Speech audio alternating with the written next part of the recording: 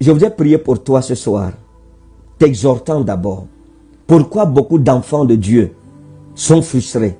Pourquoi beaucoup d'enfants de Dieu n'arrivent pas à percer? La Bible dit, la création tout entière soupire en attendant la manifestation des fils de Dieu. Mais beaucoup d'enfants de Dieu, jusqu'à aujourd'hui, ne se manifestent pas dans leur famille, dans leur génération. Pourtant, c'est nous, comme j'ai dit dimanche, dans l'enseignement sur le mystère de Holiab, de changer l'histoire de leur famille. Un chrétien n'est pas fait pour être n'importe qui. Vous n'êtes pas n'importe qui. Il y a une puissance qui doit être activée en toi. Nous pleurons, nous nous lamentons, on est bloqué tous les jours. Les chrétiens se plaignent, on m'a bloqué au village, c'est mon oncle qui m'a bloqué. C'est une mauvaise mentalité, c'est une erreur qui doit être rectifiée. On ne peut pas bloquer celui qui est né de Christ. C'est pas possible.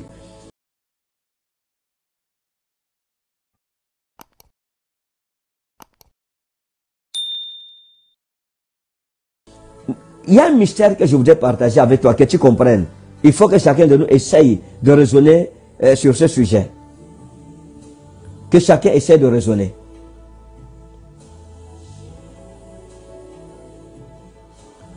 Pourquoi beaucoup de chrétiens souffrent aujourd'hui? Pourquoi beaucoup souffrent? Beaucoup d'enfants de Dieu chrétiens n'arrivent pas à joindre les deux bouts. Beaucoup n'arrivent pas à joindre les deux bouts. Les gens pleurent à gauche, les gens pleurent à droite, financièrement, ça ne va pas. Tu entreprends quelque chose, c'est bloqué. Tout ce que ta main touche, c'est bloqué.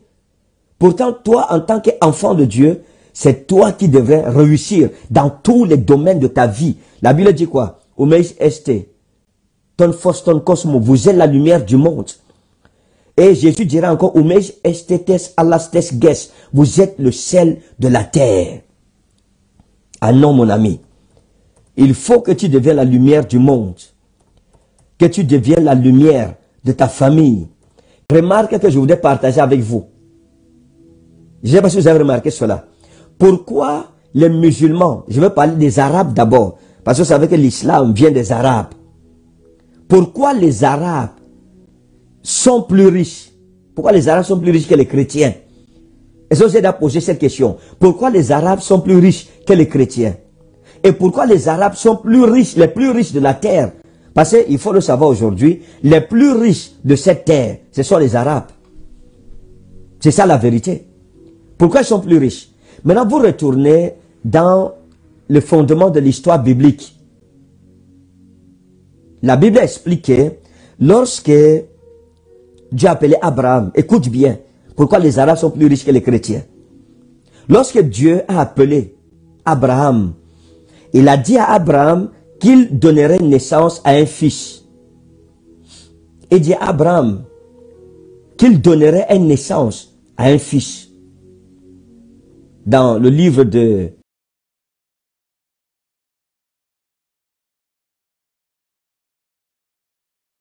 et je parle comme un prophète majeur. Ça va s'accomplir.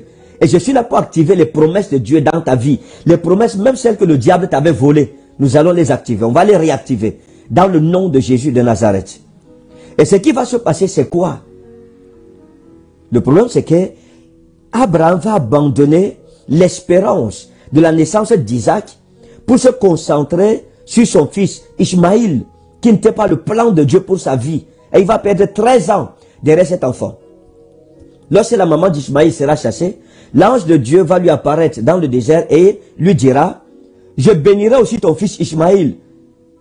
Et il aura 12 princes, il deviendra 12 princes. Mais à qui la promesse avait été donnée? Entre Isaac et Ishmaïl, Abraham avait deux fils. Un était celui de la promesse et l'autre était celui de l'esclave. Mais la promesse de grandeur, de richesse, de puissance avait été donnée à Isaac et non pas à Ishmaïl. Mais aujourd'hui, pour ceux qui sont attentifs, qui lisent la Bible avec humilité, dans le désir de comprendre, de sonder les Écritures, il est plus riche qu'Isaac. Pourquoi? Lorsque vous regardez le monde aujourd'hui, aucune nation sur cette terre n'est aussi riche que les pays arabes. Les États-Unis ne sont pas autant riches que les Émirats ou que l'Arabie Saoudite aujourd'hui, non. Regardez la présidence des États-Unis. elle ne vaut rien par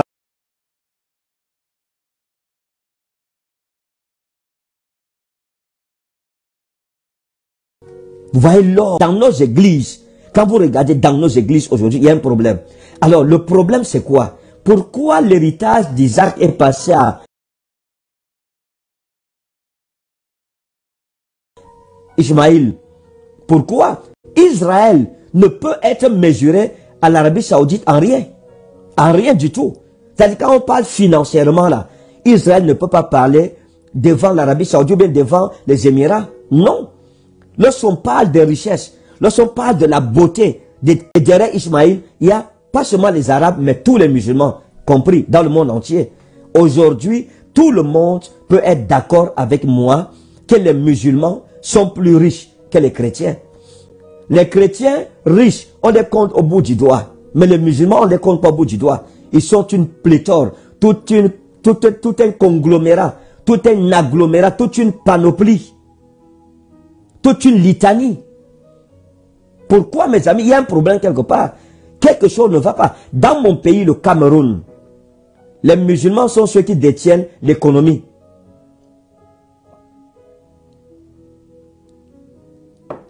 Il y a les musulmans, et il y a aussi ceux de l'Ouest, les tribus Bamileke. C'est eux qui ont l'argent. Quand on dit Allah dit au Cameroun là, on respecte. C'est des milliardaires. Dieu leur a donné la bénédiction. Et la bénédiction vient de qui? De Dieu, mes amis. Pourquoi? Je veux que tu m'écoutes bien. Parce que nous pleurons, on dit à l'église. Même pas le Vatican ne voit rien, ne vaut rien par rapport à ces mosquées-là. Mes amis, pourquoi? On va trouver pourquoi aujourd'hui. La question est simple. La solution est simple. Le problème est grand. Sa solution est simple. Il y a une grave erreur que tous les chrétiens dans leur ensemble commettent. Il y a une grave erreur que nous commettons. Et c'est cette erreur-là qui fait que nous sommes pauvres aujourd'hui. Que nous sommes bloqués partout. Pourquoi? Parce que il y a une loi universelle que Dieu a établie.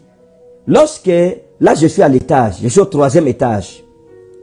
Si je saute de mon étage, je tombe en bas, je vais mourir.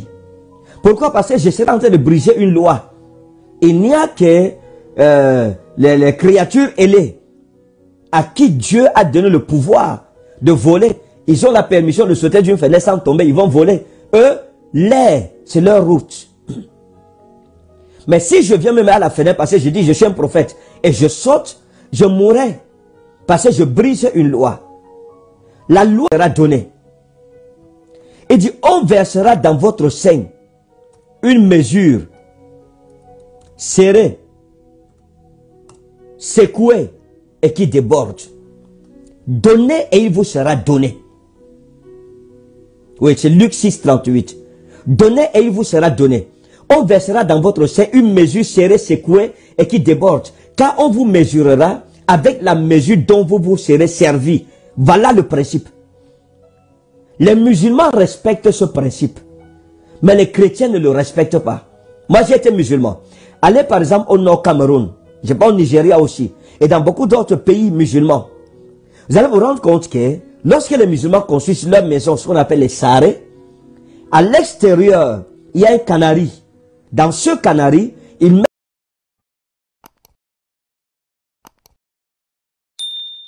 les habitants de la maison. C'est pour l'orphelin, la veuve et l'étranger qui passent. Et ils veillent. Lorsque ce canari est vidé, ils le lavent.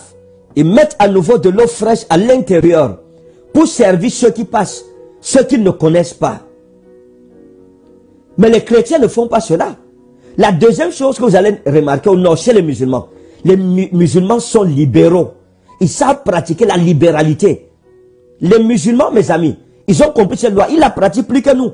Et comme c'est une loi universelle, ceux qui la pratiquent, qu'ils soient croyants ou non croyants, qui croient en Jésus ou pas, cette loi-là, le monde, ils respectent le monde plus que les chrétiens ne respectent la dîme. La majorité des chrétiens ne payent pas la dîme. D'ailleurs, ne parlons même pas de dîme, parlons même de l'offrande simple. Beaucoup de chrétiens ne payent pas les offrandes. Ils vont à l'église, ils ne donnent pas les offrandes. Et s'ils donnent même les offrandes, ils donnent le résiduel de la bénédiction que Dieu leur a donnée. Si tu ne le savais pas, écoute la voix du Saint-Esprit. C'est pour ça que nous sommes pauvres. Les gens n'aiment pas. Parce que nous ne donnons pas. Des cœurs, des pouces On bleus. ne donne pas. Combien de chrétiens pratiquent la libéralité et souverain de Jésus? Combien de chrétiens donnent avec joie? Combien ont la libéralité? Je n'ai jamais vu un peuple aussi chiche que les chrétiens. Vous allez voir à l'église, on va lever une sœur qui n'a pas de maison. On demande que les gens viennent s'aimer. Il y a dans l'église un homme, une femme qui peut se lever seule, louer la maison de la sœur, lui acheter un lit, un téléviseur et meubler bien sa maison. Mais la personne ne se lève pas.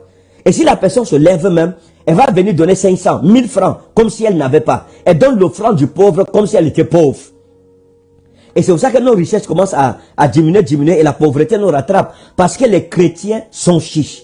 Les chrétiens n'ont pas la culture. Allah a demandé. Quand on dit que Allah subhanahu demande, il faut faire telle chose pour Allah. Mes amis, le musulman est prêt à se dépouiller totalement pour son Dieu. Mais le chrétien va dire, oh, c'est les escrocs, c'est l'escroquerie, c'est les voleurs.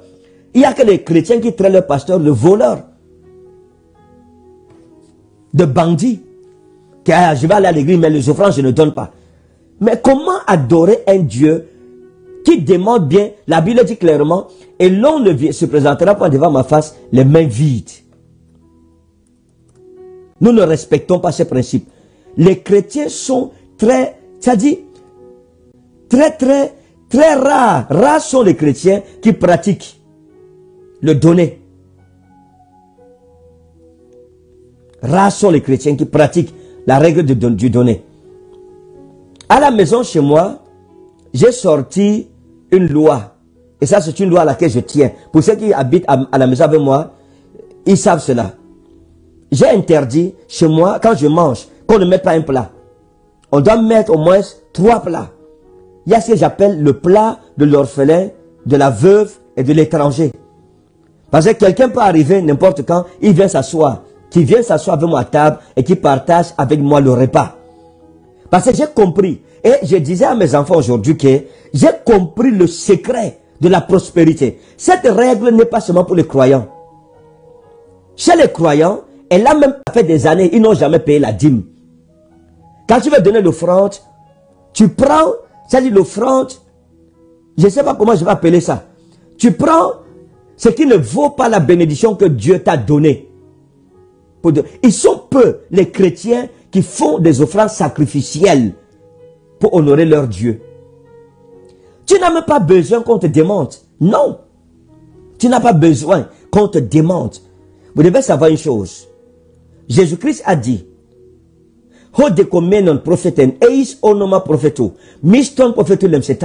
quiconque reçoit un prophète en qualité de prophète aura pas l'héritage de ce prophète. Ça veut dire quoi?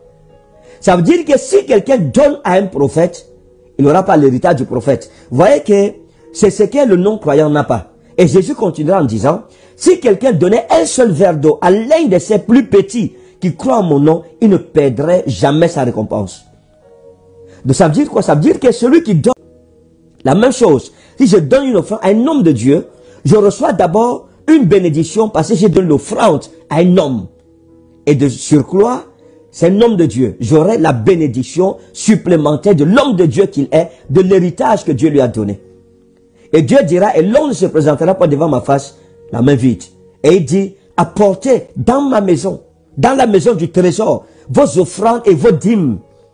Le troisième endroit où tu dois investir, c'est la maison de Dieu, dans les dîmes et dans les offrandes. Et je vous dis la vérité.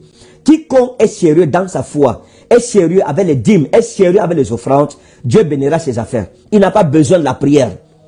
On n'a pas besoin de prier pour devenir riche avec Dieu. Non, on n'a pas besoin de prier. On n'a pas besoin de briser les liens de la pauvreté et tout cela. On n'a pas besoin de ça fondament. Donc tu reçois.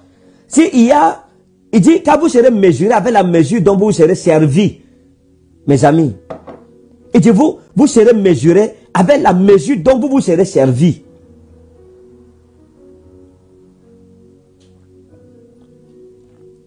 Seigneur, je t'en prie, aide-nous. Mes amis, quand j'ai compris cette loi, j'ai dit, je ne serai plus jamais pauvre. Je ne serai plus jamais pauvre. Écoutez ce que Jésus dit. Si tu es chrétien, tu es enfant de Dieu, je t'en supplie, Arrête de prier pour la richesse. Arrête de prier pour la richesse. Ça ne t'aidera pas. Écoute ce que l'Esprit de Jésus-Christ te dit à travers ma modeste voix. Écoute bien ce que le Seigneur dit. C'est le maître de l'église. Il dit, Petra, sur ce roc, je bâtirai mon église. Écoutez ce qu'il dit à son église. Il dit, donnez et il vous sera donné. Donne. Toi qui ne donnes, je dois vider ce verre d'abord. Quand j'ai fini de vider ce verre, Dieu le prendra pour le remplir de sa propre bénédiction.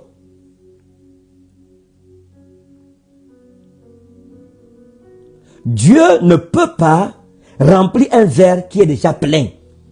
Donc pour recevoir, il faut donner. Et donner, c'est se vider. Donner, c'est se débarrasser de quelque chose que tu as. C'est se débarrasser d'une possession pour posséder l'héritage que Dieu a pour toi. Il dit, donnez et il vous sera donné. Car vous serez servi dans la mesure dont vous serez servi pour servir quelqu'un d'autre. C'est-à-dire que ce que tu utilises pour donner à quelqu'un là, c'est la même mesure qu'on prend. Voilà pourquoi l'apôtre Paul va dire des choses extraordinaires par rapport aux données. Et c'est un homme qui a enseigné. Il a enseigné sur le donner puissamment. L'apôtre Paul explique clairement que celui qui donne peu, tout à l'heure que j'étais très chiche, je vous assure, avant que Dieu ne m'aide à maîtriser la loi de la libéralité. J'étais un homme chiche. Pour voir mes 5 francs, mes amis, c'était pas facile. Ah non, non. J'étais chiche comme beaucoup d'enfants de Dieu. Non, je n'avais pas. Il y a des enfants de Dieu, leur hymne national, c'est je n'ai pas. Je n'ai pas assez. Et si tu n'as pas assez, tu n'auras jamais. La Bible dit qu'à celui qui a, on donnera, il sera dans l'abondance. Mais à celui qui n'a pas, on notera ce qu'il a. Oui, on notera ce qu'il a. On donnera à celui qui a. Ça veut dire quoi? Comment on peut ôter à celui qui n'a pas ce qu'il a? Ça veut dire qu'il a, Dieu lui a donné, mais il méprisait ça. Il dit, je n'ai pas assez. Supposons que tu n'avais pas d'argent. On veut te donner 100 euros. Quelqu'un te donne 100 euros pour rien. Tu n'as pas travaillé, c'est un cadeau qu'on te fait. Et puis, tu vas à l'église. Dieu te dit, dans les 100 euros, comme tu vas dans ma maison, enlève-moi 10 euros. C'est la dîme, je ne te demande pas. Prends les 90%. Donne-moi 10%, 10 euros pour ma maison. La maison du trésor. Pour que ma maison puisse subsister. J'étais connu comme quelqu'un d'égocentrique. Un jour, ma petite soeur m'a demandé de l'argent. J'avais, je pense, 700 dans ma poche. Et je lui tournais le dos pour compter. Et j'avais un dilemme. Je lui donne 250 ou je lui donne 500. Quand je me retourne pour la regarder, elle secouait la tête comme ça. Et je lui demande, petite soeur, il y a quoi? Elle m'a dit, grand frère, j'ai pitié de toi. Je pleure à cause de toi. Et à cause des jetons, des pièces, tu me tournes le dos. Mes amis, Dieu m'a parlé à travers ces paroles de ma petite soeur. J'ai pris tout l'argent que j'avais, je lui ai remis.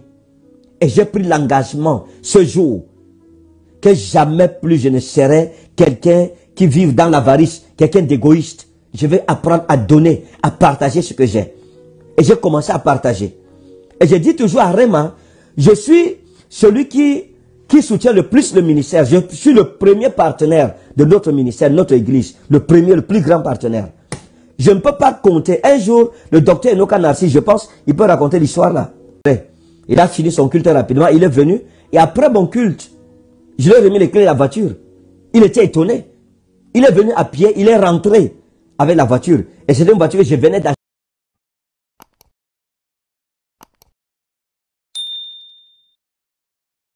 Et je me souviens, un jour, j'étais en train de faire culte. J'avais acheté une Mercedes classe E. Neuf encore. Je l'avais ramené je pense que c'était du Bénin, au Cameroun.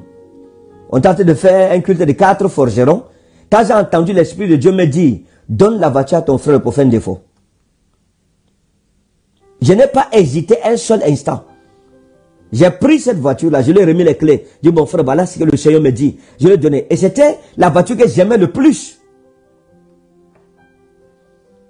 Après cela, j'avais une Mercedes, les classes CLS, pour ceux qui ont un avion. Il y a un bien-aimé qui est venu un jour. Le Seigneur m'a mis à cœur de lui offrir cette voiture qui m'était chère. Et ce n'était pas une voiture que je pouvais offrir à quelqu'un. C'était le genre de choses que j'avais dit, même s'il y a quoi, je garderai cette voiture. Même si elle se gâte, elle ne roule plus. Je vais la mettre là comme ça dans mon musée des voitures. J'ai pris la voiture, je lui ai donné. Parce que Dieu m'avait délivré de l'avarice. Et voilà, c'était notre Mercedes. C'était les classes S. S-classe. Il y a un de mes fils, le pasteur, le prophète Narcisse au Togo. Ça m'a dit, donne-lui ça. Je lui ai offert ça. Je ne peux pas compter le nombre de voitures que j'ai semées dans les vies des gens par obéissance à l'Esprit de Dieu. Et je ne peux jamais marcher à pied. Et j'ai remarqué qu'à chaque fois que j'offrais une voiture, Dieu me donnait une voiture supérieure à celle que j'ai offerte. Parce que c'est ça Dieu. Il dit, jette ton pain à la surface des eaux, avec le temps, tu le retrouveras. Mes amis, ce qui tue les chrétiens, c'est qu'ils n'arrivent pas à donner. Tant bien que tu entends l'Esprit de Dieu te dire de faire une offrande sacrificielle, de donner à ton prochain parce qu'il n'a pas. Alors bien aimé, tu résistes.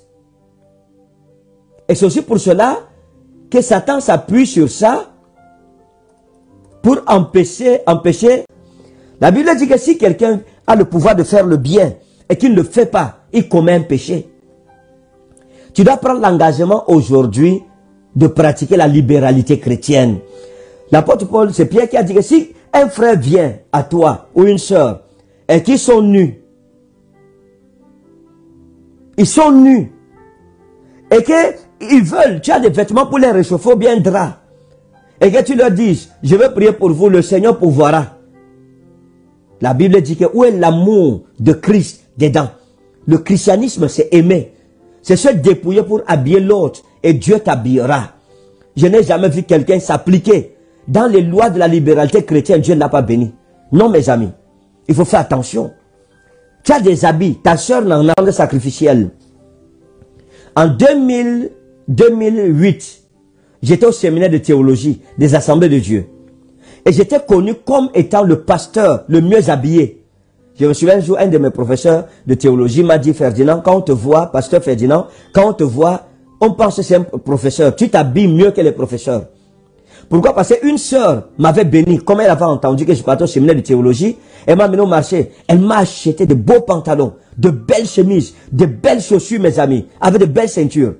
Donc quand je m'habillais, je m'asseyais. J'étais mieux habillé que quiconque à l'école. Et j'avais mes pantalons là, super 120, super 100. Et j'avais mes chemises là, que je savais que mes chaussures des pointinili. Vous voyez mes habits, je vais le faire. Je rentre en location. Bien aimé, l'apôtre Paul dit ceci.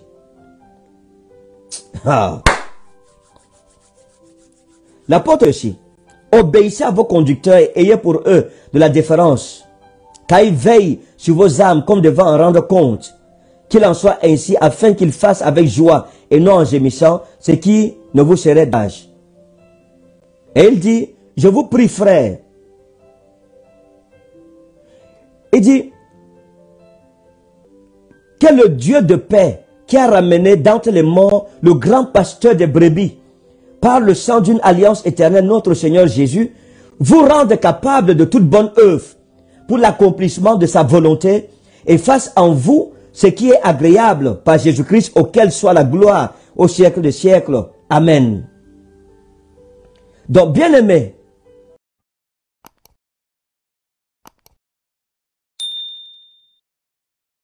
qu'est-ce qui va se passer? Lorsque le pasteur est arrivé, il est retourné, j'ai pris tous mes habits, selon ce que Dieu m'avait dit. Qui étais-je pour lui désobéir? J'ai pris toutes mes chaussures, mes amis, j'ai placé devant lui et je lui ai tourné le dos. Sur le fond, personne ne s'est levé. Et le Seigneur m'a dit ceci. Regarde mon peuple. Ils ne sont pas parce qu'ils sont pauvres, ni parce que je ne les ai pas bénis, ni parce qu'ils n'ont pas l'argent à l'église. Ils sont assis et ils ont l'argent. Et le Seigneur m'a dit, fais ceci. À l'époque, j'avais les cartes de partenaires que les gens achetaient à 10 000. Tu vas être partenaire, tu achètes la carte de partenaire, 10 000 autres inscrits comme partenaire. Et donc, le Seigneur me dit, demande une carte de partenaire. Nous, on avait présenté les cartes de partenaire. On a présenté les cartes de partenaire et personne ne s'est levé. pour acheter sa carte de partenaire. Je m'a dit, lève-toi. Il y a une dame dont le démon est en train de troubler l'église. Le démon bavardait, j'ai volé son étoile, elle va se marier et tout. À une personne dans l'église de te donner sa carte de partenaire. Et j'ai pris une carte de partenaire d'un fidèle. Et j'ai pris ces cartes de partenaire. Le Seigneur m'a dit, pose ça sur la femme possédée. J'ai posé sur cette femme. Elle a dit, le feu me brûle. Le feu me brûle. Oh, la carte ici sur le feu. Le feu me brûle, ça va. Je remets le mariage, son mariage. Ses enfants, je remets ses entrailles. Je remets son utérus, je remets de partenariat au point où ils ont piétiné mes leaders. Toute l'assemblée est venue prendre les cartes. Ils ont bousculé. On disait non, attendez, ils ont dit tu peux faire comme ça, là, les cartes, si ça finit, je me prends pas ma carte. Et Dieu m'a dit, tu as vu? C'est ça, mon église. C'est ça, le problème. Donc, et j'étais étonné. J'étais estomaqué. Je me suis dit, attends. Donc, les gens n'avaient pas pris, pas parce qu'ils n'avaient pas parce que Dieu ne les avait pas bénis. Parce qu'ils ne voulaient pas reconnaître juste que Dieu est la source de leur bénédiction. Bien-aimé, que Dieu change ta mentalité. Je t'en supplie. Change de mentalité aujourd'hui. Deviens sérieux avec Dieu. Deviens sérieux. N'attends pas que Dieu parle. En supplie. Seigneur, je demande pardon pour moi-même, pour chaque fois où je n'ai pas donné où il fallait donner. Où tu m'as mis à cœur de faire et que je n'ai pas fait. Éternel, je demande pardon. Je demande pardon pour les frères et les sœurs que tu m'as confiés. Seigneur, nous repentons. Nous prenons l'engagement de nous démarquer dans la libéralité chrétienne afin que l'alliance de bénédiction, de prospérité et de succès repose sur nous et sur nos enfants. Seigneur, nous bannissons la pauvreté. Nous bannissons l'avarice. Nous bannissons l'égoïsme. Nous bannissons toutes ces choses qui nous ont empêchés d'honorer le nom de notre Dieu. Et pour l'engagement, Seigneur, d'être différent. À partir de maintenant, je prie que ta main soit puissante dans les finances de tous ceux qui me suivent ce soir. Ceux qui sont en Europe, ceux qui sont en Afrique, que ta gloire se révèle, que ta puissance se révèle, que les liens de la servitude à la pauvreté soient brisés. Dans le nom puissant et souverain de Jésus. Seigneur, tous ceux qui se répandent, qui ont levé leur cœur vers Dieu, qui ont tourné leur regard vers le trône éternel du souverain d'Israël, éternel, qui ont changé dans leur cœur, qui ont pris l'engagement d'être fidèles dans leurs offrandes, dans leurs dîmes, éternel des armées, bénis-les, exauce leurs prières, secours-les dans leurs besoins.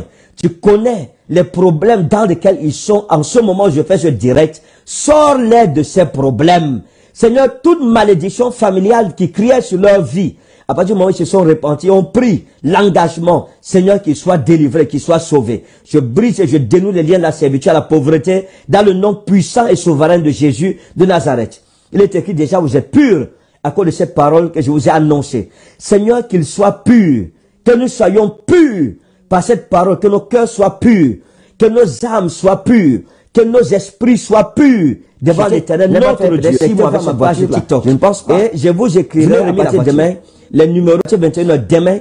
Nous allons commencer à faire les directs 21h demain. Nous allons commencer à faire les directs sur ma page TikTok. Voilà. Et Dieu te bénira certainement. Alors si tu es en France, n'oublie pas ce grand rendez-vous qui se tiendra vendredi 13 septembre, 21h jusqu'à l'aube. Mets ça dans ton agenda. Le lieu, c'est 20 avenue de Courtes